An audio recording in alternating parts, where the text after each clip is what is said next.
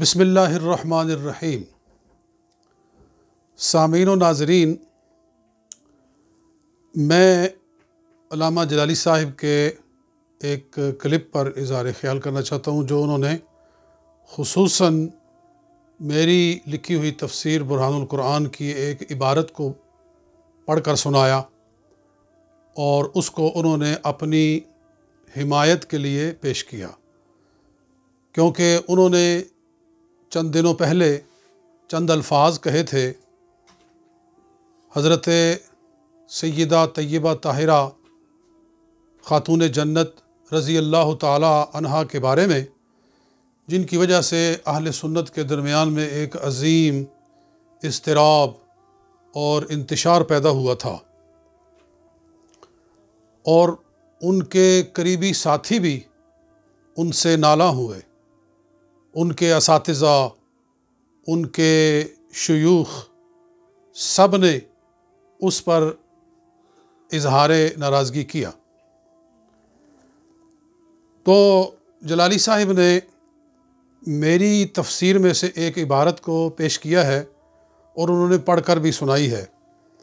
اس سلسلے میں میں یہ گزارش کرنا چاہتا ہوں کہ جلالی صاحب کے الفاظ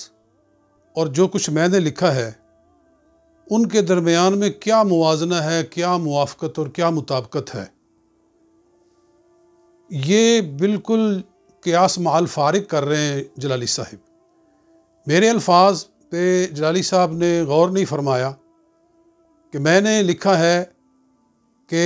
حضرت سیدہ خاتون جنت رضی اللہ تعالی عنہا کا باغ فدق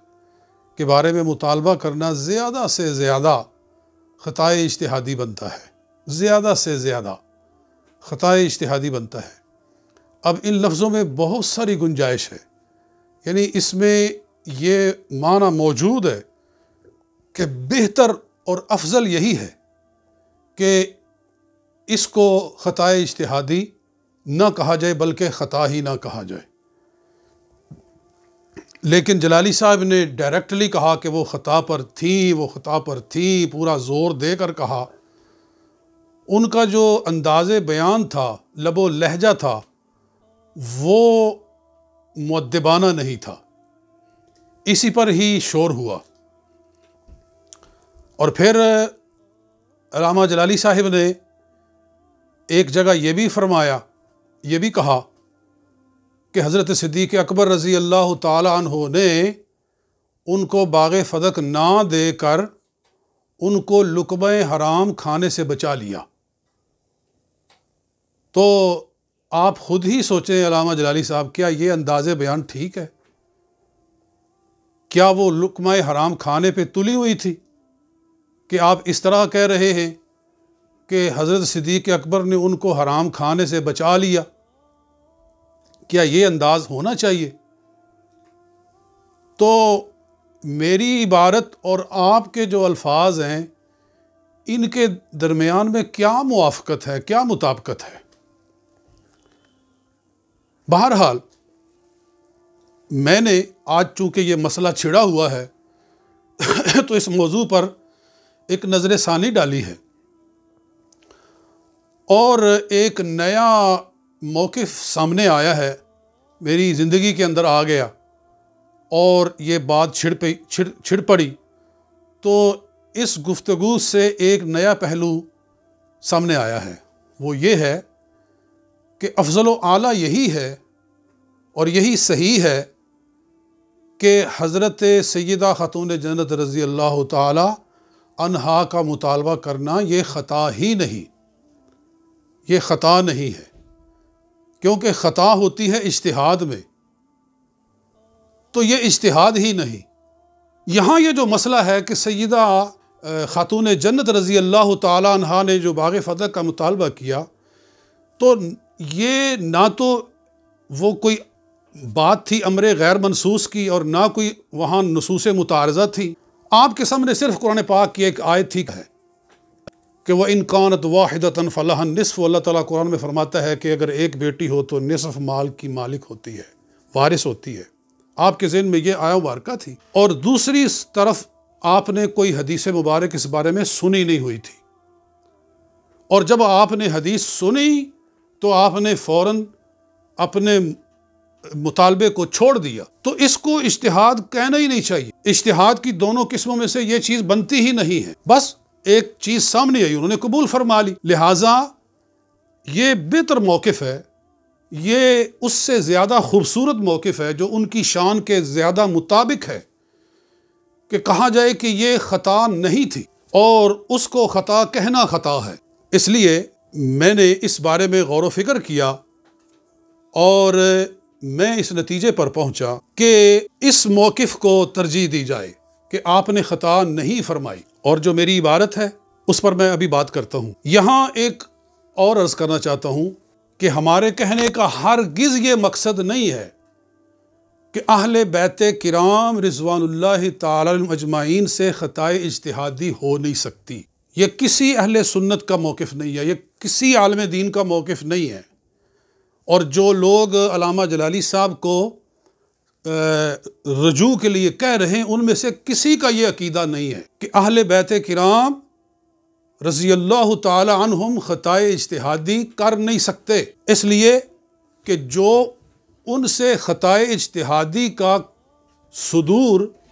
ناممکن مانتا ہے وہ ان کو انبیاء سے افضل قرار دے رہا ہے، وہ ان کو رسولوں سے افضل قرار دے رہا ہے۔ اور میں برملا کہتا ہوں، میں کھل کر کہتا ہوں کہ جس شخص کا یہ عقیدہ ہو کہ انبیاء سے تو خطائے اجتہادی ہو سکتی ہے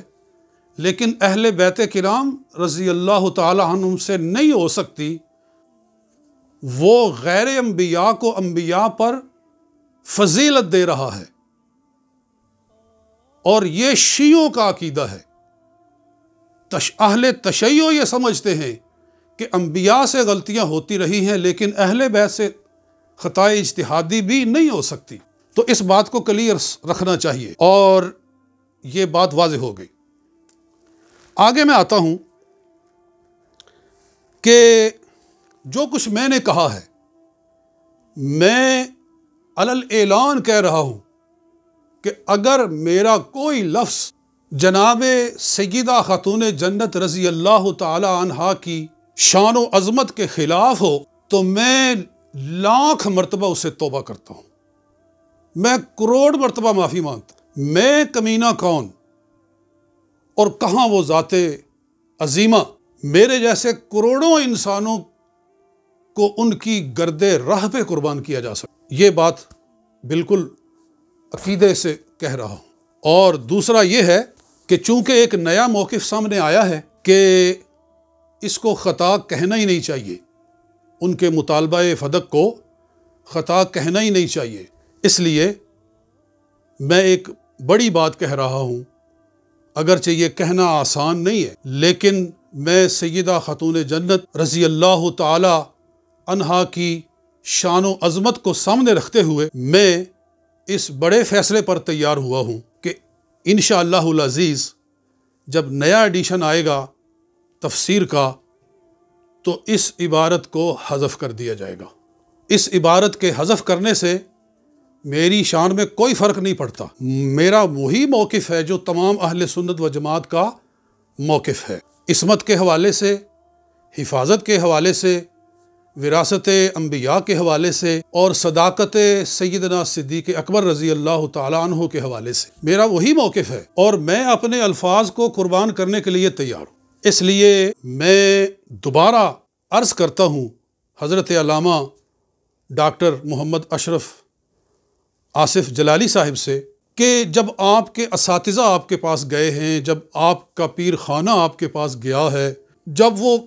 آپ کے قریبی دوست جو ہر معاملہ میں آپ کے دست و بازو تھے، اور آپ کی جو تحریک تھی، سیاسی تحریک یا ختم نبوت کے تحفظ کی تحریک یا ناموس رسالت کے تحفظ کی تحریک، اس میں جو لوگ آپ کے ساتھ چلتے تھے وہ بھی آپ کے پاس گئے، تو اگر آپ اتنے الفاظ کہہ دیں کہ میرے انداز بیان کے اندر اگر کوئی کمی رہ گئی ہے، میرا کوئی لفظ اگر شان سیدہ خاتون جنت کی عظمت کے خلاف ہے تو میں اس لفظ پر معذرت کرتا ہوں، تو اس سے آپ کی شان میں کوئی فرق نہیں پڑے گا۔ میں بھی چاہتا تو میں ڈٹ جاتا کہ نہیں جی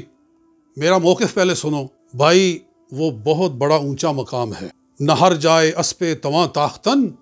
کہ جاہا سفر باید انداخت، کہ ہر جگہ گھوڑا نہیں دوڑایا جاتا، کئی جگہ پہ اپنی سفر کو پھینک دینا پڑتا ہے۔ میں انہی الفاظ پہ اکتفا کرتا ہوں۔ السلام علیکم ورحمۃ اللہ وبرکاتہ۔